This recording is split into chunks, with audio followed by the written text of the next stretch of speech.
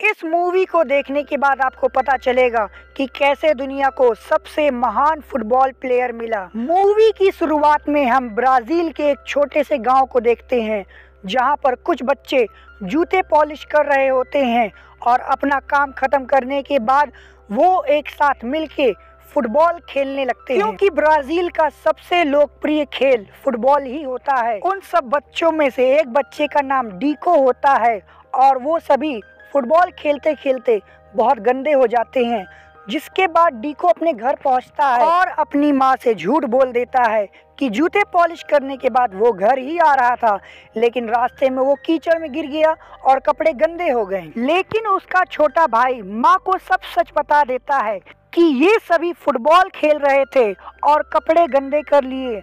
इस बात को सुनने के बाद उसकी माँ बहुत गुस्सा करती है, क्योंकि उनके पिता भी पहले फुटबॉल खेला करते थे, लेकिन पैर में चोट लगने की वजह से उनका करियर खत्म हो गया और अब उनको घर चलाने के लिए लोगों के टॉयलेट साफ करने पड़ते हैं। और इसीलिए उसकी माँ नहीं चाहती कि डीको फुटबॉल खेले। ये साल फुटबॉल वर्ल्ड कप का होता है और ब्राज़ील का आज मैच होता है। पूरा ब्राज़ील सारे काम बंद करके फुटबॉल मैच देखने लगता है, लेकिन ब्राज़ील की टीम मैच हार जाती है और सभी दुखी हो जाते हैं। डीको भी दुखी होता है और वो देखता है कि उसके पिता भी रो रहे होते हैं। ये देखकर डीको अपने पिता से वादा करता है कि वो एक दिन ब्राज़ील को वर्ल्ड कप जरूर जिताएगा। अगले दिन डीको अपनी माँ के साथ एक घर में जाता है, जहाँ उसकी माँ नौकरानी होती है। वो वहाँ पे साफ सफाई करती है और फिर वो किसी काम से बाहर चली जाती है, जिसके बाद डीको खाना चुरा कर खाने लगता है, क्योंकि वो बहुत गरीब होते हैं और उन्हें अच्छा खाना नहीं मिलता। तभी वहाँ पर कुछ लड़के आ जाते हैं और आपस में बात करने लगते हैं कि इस हफ्ते गली में फुटबॉल मैच होने वाला है और जो टीम ये मैच जीतेगी उसे सेंटा फुटबॉल क्लब में शामिल किया जाएगा। डीको भी वहीं होता है और ये सब सुनने के बाद वो कहता है कि मैं भी अपनी टीम बनाऊंगा और अपने फेवरेट प्लेयर बेले की तरह खेलूंगा। लेकिन उन लड़कों को पेले सुनाई पड़ता है और वो डीको का मजाक उड़ाते हैं। तभी वहाँ पर डीको की माँ आ जाती है और उसे लेकर वहाँ से चली जाती है, लेकिन डीको वो पेपर उठा लेता है जिसमें टूर्नामेंट के बारे में बताया गया होता है। वो अपने दोस्तों को बताता है और अपनी टीम बनाता है, जिसके बाद डीको अपनी टीम लेकर वहाँ पर मैच खेलने पहुँचता है। लेकिन वहाँ पर वो लड़के भी होते हैं जिसने डीको का मजाक उड़ाया था। डीको अपनी टीम का नाम शूलेस रखता है, लेकिन उनके पास पहनने के लिए ड्रेस भी नहीं थी और उनका एक दोस्त अपने घर की बेडशीट काट के उसे अपना ड्रेस बना लेता है। डीको की टीम काफ़ी अच्छा खेलती है और वो फाइनल में भी पहुंच जाती है, लेकिन उसके लिए भी उसके पास जूते नहीं होते। जिसके बाद वो अपने दोस्तों के साथ मिलके मूंगफली की बोरी चुराता है और उसे बेच के सेकंड हैंड जूते लेता है, लेकिन वो शूज़ उनके पैरों से बड़े होते हैं।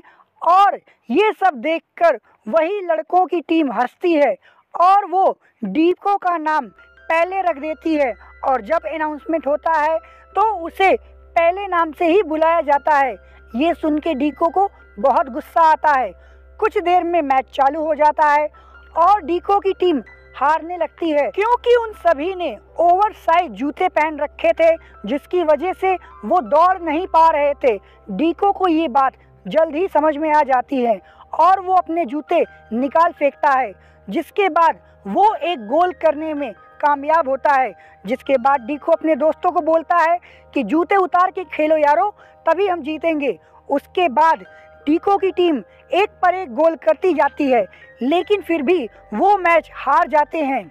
मैच हारने के बावजूद भी जिस तरीके से डीको और उसकी टीम ने परफॉर्मेंस दिया, वहाँ पर बैठी सारी ऑडियंस ने खड़े होकर उसके लिए ताली बजाई और उस पेले नाम से बुलाने लगे। अब डीको को भी पेले नाम पसंद आ गया था, लेकिन तभी वहाँ पर वही लोग आ जाते हैं जिसकी मूंगफली उन लोगों ने चुराई थी और उनसे बचने के लिए वो सभी वहाँ से भागते हैं और जंगल में एक मिट्टी की गुफा में छुप जाते हैं। उन लोगों से तो वो बच जाते हैं, लेकिन बारिश के कारण मिट्टी धंस जाती है और जिसमें डीको का एक दोस्त दब के मर जाता है। और इस बात से डीको बहुत दुखी हो जाता है। वो अपनी माँ से बताता है कि अगर हमने जूतों के लिए जिद ना की होती तो हम मूंगफली ना चुराते और वो लोग ना हमारे पीछे पड़ते और मेरे दोस्त की जान भी नहीं गई होती। डीको को रोता देख उसकी माँ उसे समझाती है और कहती है कि जो हुआ उसमें तुम्हारी कोई गलती नहीं थी। डीको अपनी माँ से कहता है कि वो आज के बाद कभी भी फुटबॉल नहीं खेलेगा, अब वो केवल स्कूल जाएगा और पढ़ाई करेगा। और डीको ऐसा करता भी है। वो अपने पिता के साथ स्कूल जाता है, वहाँ साफ सफाई करता है, लेकिन उसके पिता चाहते हैं कि वो फुटबॉल खेले, इसलिए वो उसे मोटिवेट करने के लिए बताते हैं कि मैं यहीं पर आम के पेड़ के नीचे प्रैक्टिस करता था और मैं इनमें से किसी भी आम को गिरने नहीं देता था। जिसके बाद डीको दोबारा से फुटबॉल खेलने लगता है और वो इसी तरीके से अब 13 साल का हो जाता है। और एक दिन उसके घर पे सैंतोस फुटबॉल क्लब से उसका मेंबर आता है। वो बताता है कि उसने डीको का खेल देखा और वो बहुत प्रभावित हुआ है और वो उसे टीम में शामिल करना चाहता है। जिसके बाद डीको सैंतोस फुटबॉल क्लब ज्वाइन करता है, लेकिन वहाँ पर उसकी परफॉर्मेंस अच्छी नहीं होती क्योंकि वहाँ पर सभी यूरोपियन स्टाइल से गेम खेलते थे और डीको जिससे डीमोटिवेट होके घर जाने लगता। तभी उसके पीछे पीछे वो मेंबर भी रेलवे स्टेशन पहुंच जाता है और वो डीको से जाने का वजह पूछता है। डीको कहता है कि मैं ऐसा नहीं खेल पा। जिसके बाद वो मेंबर डीको को एक कहानी सुनाता है। वो बताता है कि तुम्हारे फुटबॉल खेलने का स्टाइल को झींगा कहते हैं और ये एक पुरानी मार्शल आर्ट कला कैपोवेरा है और उस समय लोगों को इसकी प्रैक्टिस करने की इजाज़त नहीं थी, जिसके वजह से लोगों ने इसे फुटबॉल की प्रैक्टिस में चेंज कर दिया और अब उन लोगों का रुझान फुटबॉल में आने लगा और इसी से झींगा नाम के इस फुटबॉल स्टाइल की रचना हुई। वो मेंबर उसे बताता है कि तुम्हारे अंदर जो कला है वो बहुत कम लोगों में पाई जाती है और तुम इसी कारण से यूनिक हो और इसीलिए मैंने तुम्हें टीम में चुना है।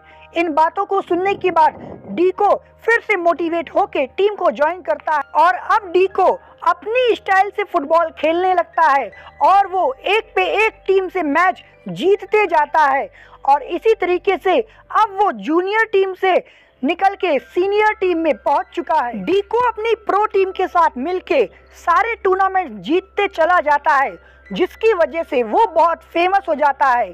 अगले साल फुटबॉल का वर्ल्ड कप होने वाला होता है, लेकिन डीको को पता है उसकी उम्र केवल 15 साल है, इसलिए उसका सिलेक्शन नहीं होगा। लेकिन घर जाने के बाद उसे पता चलता है कि उसका सिलेक्शन ब्राज़ील की फुटबॉल वर्ल्ड कप टीम में हो गया है, जिससे डीको और उसकी फैमिली बहुत खुश हो जाती है। डीको के पिता डीको को कहते हैं कि ब्राज़ील ने पिछला वर्ल्ड कप हारा है और अब वो पूरी तरीके से डीमोटिवेटेड है और अब कोई ब्राज़ील को वर्ल्ड कप जिता सकता है तो वो तुम और तुम्हारी टीम है। डीको, तुम जिस स्टाइल से फुटबॉल खेलते हो उसी स्टाइल से मैं भी खेलता था और इसे झींगा कहते हैं, लेकिन तुम मुझसे बेटर हो और मैं उम्मीद करता हूँ कि तुम ब्राज़ील को वर्ल्ड कप जरूर जिताओगे। और जाने से पहले डीको के पिता उसे एक टी शर्ट गिफ्ट करते हैं जिस पे पेले लिखा होता है। आगे हम देखते हैं कि डीको इंटरनेशनल फुटबॉल टीम्स के साथ है और वो उनसे बातचीत करता है। तभी उसका कोच उसे बुलाता है और कहता है कि तुम इस वर्ल्ड कप में झींगा स्टाइल से फुटबॉल नहीं खेलोगे क्योंकि हम खेलते हैं यूरोपियन स्टाइल से और वर्ल्ड को यही स्टाइल पसंद है। डीको उनकी बात मान के यूरोपियन स्टाइल ट्राई करता है, लेकिन वो चोटिल हो जाता है और अब उसका वर्ल्ड कप में खेल पाना बहुत मुश्किल हो जाता है। इसलिए वो रात में अपनी माँ को फ़ोन लगाकर सारी प्रॉब्लम बताता है, जिसके बाद उसके माँ और बाप दोनों बहुत दुखी हो जाते हैं। डीको का पिता उससे बोलता है कि मुझे भी ऐसी चोट लगी थी और मैं कभी रिकवर नहीं कर पाया, लेकिन तुम मेरे जैसे नहीं हो, तुम मुझसे बेटर हो। और उसकी माँ उसको कहती है कि तुम्हें कोशिश करना होगा कि तुम ठीक हो जाओ। डीको भी वैसा ही करता है। डॉक्टर डीको से कहता है कि तुम इस वर्ल्ड कप में नहीं खेल पाओगे, लेकिन फिर पता चलता है कि ब्राजील के और भी प्लेयर इंजर्ड हो गए हैं, जिसकी वजह से डीको को मजबूरी में खेलना ही पड़ेगा। डॉक्टर डीको से कहता है कि तुम अपना पैर बचाकर खेलना, वरना ये तुम्हारा आखिरी फुटबॉल गेम होगा। तो डीको भी डॉक्टर से कहता है मैं खेलूंगा भी वैसे।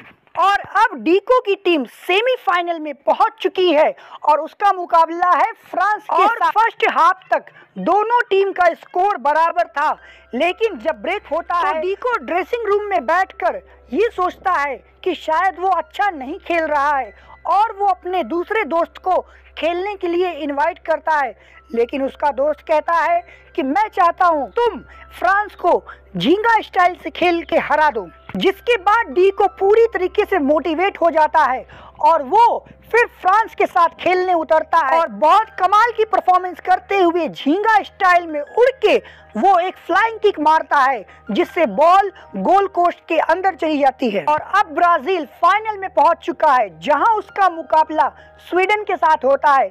लेकिन उससे पहले एक प्रेस कॉन्फ्रेंस होती है, जिसमें सभी मीडिया कर्मी उनके ऊपर हंसते हैं और कहते हैं कि तुम्हारा हाल फिर से 1950 के तरीके होने वाला है और तुम्हें बहुत बुरी तरीके से हराया जाएगा। ब्राजील का कोच अपने सभी टीम मेंबर से कहता है कि आज हम झींगा स्टाइल से ही ये गेम खेलेंगे और दुनिया की अब हम वो ब्राजील नहीं है जो लिबिर लिबिर किया करते थे, अब हमको चाहिए फुल इज्जत। और फाइनल में डीको और उसकी टीम मिलके स्वीडन को बहुत ही तगड़ा मुकाबला देती है और बहुत सारे ड्रामेटिक ट्विस्ट एंड टर्न के बाद ब्राजील फाइनली वो वर्ल्ड कप जीत जाती है। और ये पहली बार होता है कि ब्राजील ने कभी वर्ल्ड कप जीता हो। और ये वही दिन होता है जब दुनिया को फुटबॉल का सबसे महान खिलाड़ी मिला था, जिसको पूरी दुनिया पेले के नाम से जानती है। और उसके बाद ब्राजील ने 2 वर्ल्ड कप और जीते, और वो भी पेले के साथ मिलकर। और आप कितना भी क्रिस्टियानो रोनाल्डो या मेसी के गुण गा लो, लेकिन दुनिया को दोबारा पेले जैसा कोई खिलाड़ी नहीं मिलने वाला। हाँ, उसके जैसे परफॉर्मेंस वाले जरूर दिख रहे हैं, जिसका नाम है किलियन एम्बापे। तो दोस्तों, अगर आप भी फुटबॉल फैन हैं तो इस वीडियो को लाइक और चैनल को सब्सक्राइब कर दीजिएगा। हम ऐसी ही मोटिवेशनल मूवीज आपके लिए लाते रहेंगे।